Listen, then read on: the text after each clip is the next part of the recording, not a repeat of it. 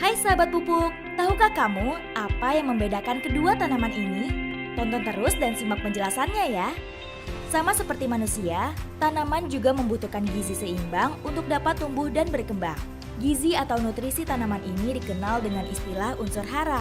Secara umum, terdapat dua jenis unsur hara. Pertama, unsur hara makro. Jenis nutrisi ini dibutuhkan dalam jumlah yang besar, seperti nitrogen, fosfor, kalium, kalsium, dan magnesium. Kedua, unsur hara mikro. Unsur hara ini hanya diperlukan dalam jumlah yang sedikit, seperti tembaga, besi, mangan, dan seng. Setiap jenis unsur hara memiliki peran dan fungsi yang berbeda bagi pertumbuhan tanaman. Nitrogen sendiri dikenal sebagai penyusun struktur sel tanaman yang dapat mempercepat proses pertumbuhan, menjadikan tanaman lebih hijau, dan meningkatkan kadar protein pada hasil panen.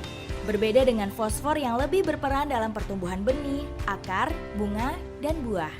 Fosfor dapat merangsang perkembangan akar yang kuat dan pembentukan bunga tanaman. Sementara kalium berperan untuk meningkatkan kualitas panen, merangsang pembentukan akar baru, dan meningkatkan daya tahan tanaman terhadap berbagai hama dan penyakit.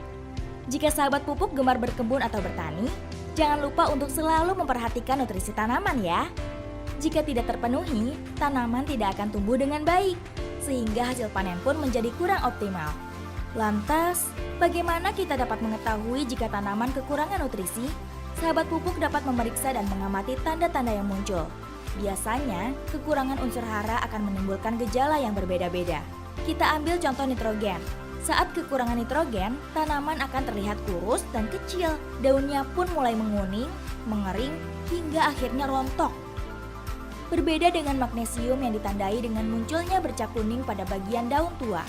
Lalu, bagaimana dengan kalsium? Saat kekurangan unsur hara ini, tanaman akan mengalami perubahan warna kekuningan pada tepi daun hingga ke tulang daun muda. Jadi, sekarang sudah tahu kan penyebab perbedaan tanaman di awal tadi? Ya, tanaman A terlihat lebih sehat dan segar karena kebutuhan nutrisinya terpenuhi dengan baik. Pada dasarnya, unsur hara yang dibutuhkan tanaman sudah tersedia secara alami di dalam tanah.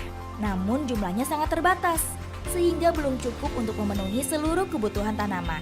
Karena itu, sahabat pupuk dapat mengatasinya lewat pemupukan berimbang, baik dalam bentuk pupuk organik maupun buatan. Setiap tanaman tentu memiliki kebutuhan yang berbeda, jadi pastikan kamu melakukan riset agar pemupukan tidak berlebihan.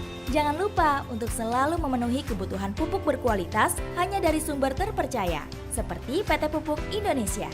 Terdapat berbagai pilihan pupuk yang dapat kamu gunakan, baik yang bersifat subsidi maupun non-subsidi.